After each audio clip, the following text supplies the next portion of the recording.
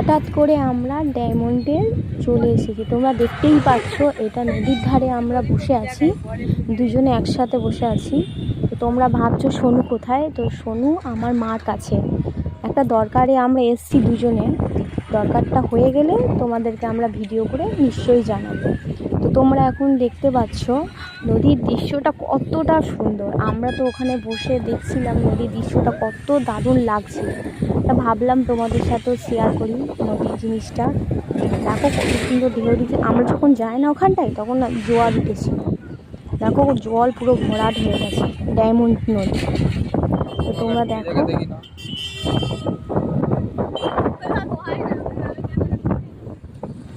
নদীর দৃশ্য দেখতে দেখতে হঠাৎ দেখি না রাস্তা থেকে একটা আইসক্রিম দোকান যাচ্ছে। তো তোমার দাদা ভাইকে অনেকক্ষণ থেকে বলছিলাম যে আমাকে একটা আইসক্রিম কিনে দাও, কিন্তু তোমার